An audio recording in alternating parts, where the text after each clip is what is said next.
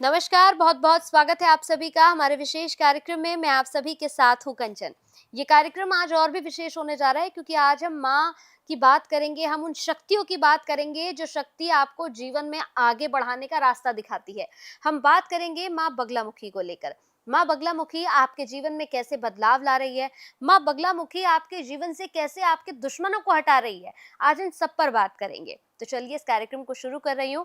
मेरे साथ जाने-माने ज्योतिष आचार्य, मेरे साथ माँ बगलामुखी के परम साधक जो एक बहुत महान कथावाचक भी हैं, उन्हें मैं इस प्रोग्राम में लेकर आई हूँ। मेरे साथ जाने-माने यहाँ पर मैं कहूँगी विख्यात जानकारियाँ उनके पास है। आप अपने कोई भी कार्य उनसे करा कर देखिए, आपको आगे टेंशन लेने की ज़रूरत ही नहीं पड़ेगी। तो चलिए उनसे मुलाकात करा देती हूँ। मेरे साथ हैं आचार्य भरत जी। बहुत-बहुत स्वागत है आचार्य जी। आचार्य जी, आज सबसे पहले मैं आपसे जानना चाहूँगी कि जब हम शक्तियों की बात करते हैं तो कई लोग पूछते हैं। एक भक्त है उसने पूछा कि माँ बगलामुखी, शीतला माता और माँ काली, इन सब में सबसे शक्तिशाली कौन है? तो अगर मैं ये आपसे पूछूं तो आपका उत्तर क्या होगा? देवी तो तत्व है, लेकिन जो काली हैं 10 महाविद्याओं में पहली है, हम्म। जो भद्रकाली हैं। और आपकी कोलकाता में जो हम्म। हैं वो 10 महाविद्या हैं। 10 महाविद्याओं में प्रथम ये काली कुल है। 2 कुल हैं 10 महाविद्याओं के। एक श्री कुल है, हम्म। एक काली कुल है। 5 इसकी 5 इसकी। हम्म। महाकाली हो चाहे माँ पीताम्बरा हो, हम्म। जब इसको वर्गीकृत हम करते हैं, हम देखते हैं कि कौन सबसे शक्तिशाली है, तो 10 तो एक जैसी हैं, 10 महाविद्याएं हैं। लेकिन कलयुग की अगर हम बात करें, जो युग चल रहा है, जल्दी फल कौन देती है? वो देती है बगलामुखी।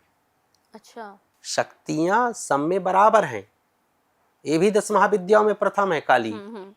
लेकिन कलयुग में हम अगर बात करें तो बगलामुखी से जल्दी एक मैया जो है माई, इससे जल्दी फल, अगर आपको तुरंत फल चाहिए, शत्रु पीछे पड़े हैं, मुकदमा है, चुनाव जीतना है, असाध्य रोग है, आपको कोई छोड़ करके आपको चला गया, आप रोड पे आ गए, आप भिखारी बन गए, आपको डर है, घर जो है तो बंधनों से बंधा है, कोई रास्ता आपको नहीं दिख रहा, तो बगलामुखी है ना, तो उनकी शरण में जाइए आप। भगवती तत्क्षण उसी समय समस्त बंधनों से आपको मुक्त कर देगी, समस्त कामनाओं की सिद्धि करेगी।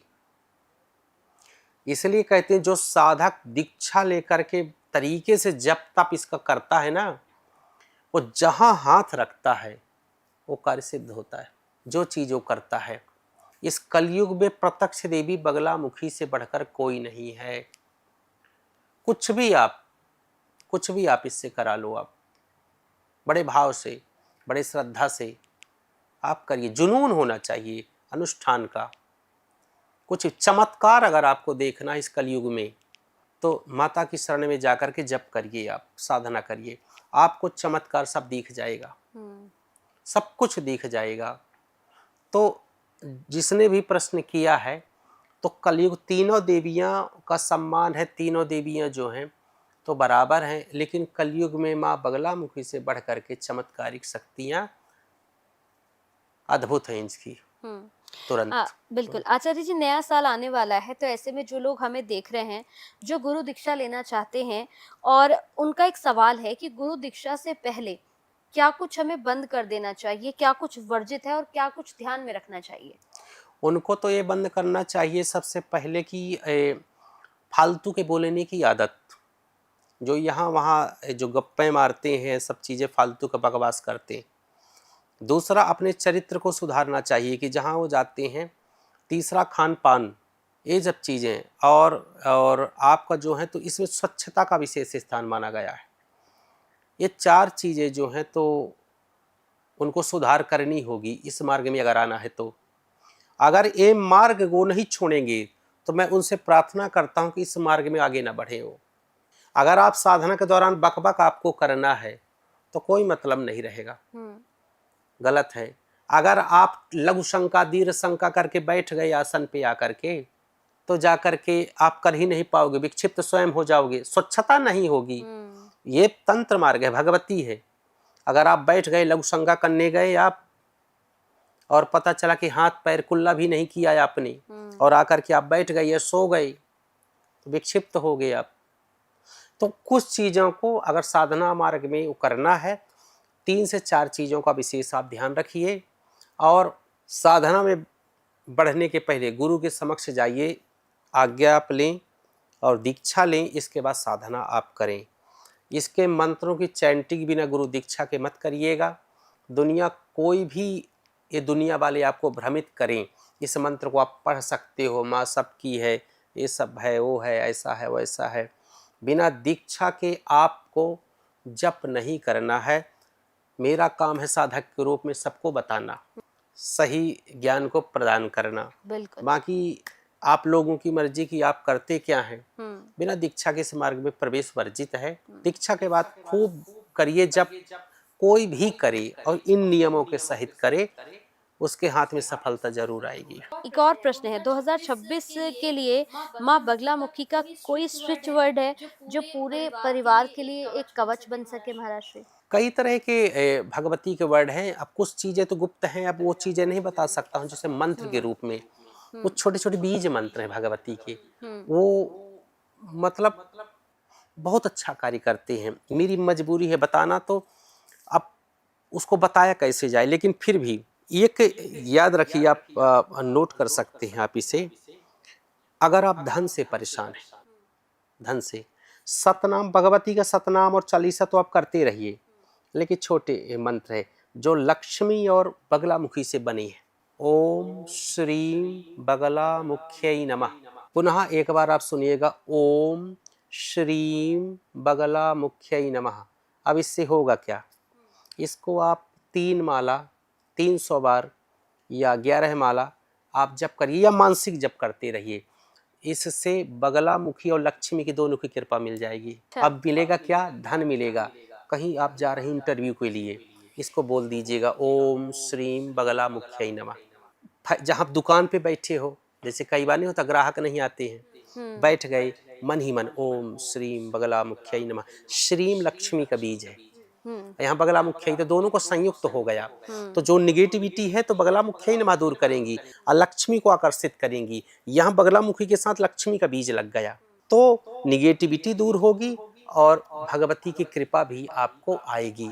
और दूसरा एक है जिसे ज्ञान चाहिए, एकाग्रता चाहिए। ओम एम बगलामुख्यै नमः। ओम एम, ये विद्यार्थी जो हैं, जो स्टूडेंट हैं, वो इसको कर सकते हैं।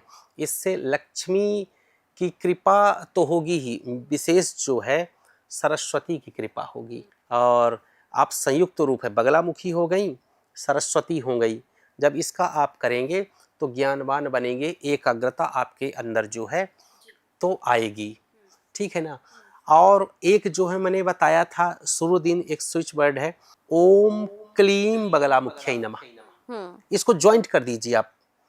किसी को बुलाना चाहते हैं आप, कोई आपसे रूठ के चला गया है, यहाँ तक धन को आप प्राप्त करना चाहते हैं, कोई जॉब चाहते हैं, या कोई व्यक्ति हो, या कोई पद हो, या कोई धन हो, या ग्राहक हो, या कोई पुत्र हो, पत्नी हो, बहू हो, कोई भी, यहाँ तक पैसा, कोई पदार्थ हो, कुछ भी हो, क्लीम आकर्षण मंत्र है। क्लीम, ओम क्लीम बगलामुख्यै नमः, इसको करेंगे तो ये सब चीजें आ जाएंगी। तो हर व्यक्ति चाहेगा धन हो, कोई उससे रूठ के ना जाए और मन एकाग्र रहे, तो लक्ष्मी की कृपा बनी रहे, सरस्वती की कृपा बनी रहे, काली की कृपा बनी रहे। तो ये जो है वर्ड आपको, चाहे मानसिक आप कर लीजिए, चाहे माला लेके आप कर लीजिए, एक कल्याण ही करेंगे आपको तुरंत, जैसे मैगी बनती है ऐसा कल्याण करेंगे। आप कर सकते हैं। तो आपने सुना आपको क्या करना है और क्या नहीं करना है। हम अपने प्रोग्राम में, अपने कार्यक्रम में सिर्फ ये नहीं बताते हैं कि करना क्या है, क्या नहीं करना है, क्या वर्जित है आपके लिए, क्या करने से प्रॉब्लम हो सकती है आपकी लाइफ में, इसे लेकर भी हम बात करते हैं। तो चलिए अगले एपिसोड में फिर आपसे मुलाकात होगी। अगर आप चाहें तो आप महाराज श्री को अपने यहाँ कथा के लिए बुला सकते हैं। अगर आप दीक्षा लेना चाहते हैं तो आप दीक्षा भी ले सकते हैं। आप कोई भी प्रश्न करना चाहते हैं तो नंबर्स हम फ्लैश ही करते हैं, आप इन नंबर्स पर कॉल कर सकते हैं और जिंदगी से अपनी तमाम परेशानियों को हटा सकते हैं। तो चलिए वक्त हो चला है आपसे विदा लेने का। बहुत बहुत धन्यवाद आचार्य जी। जय माई की।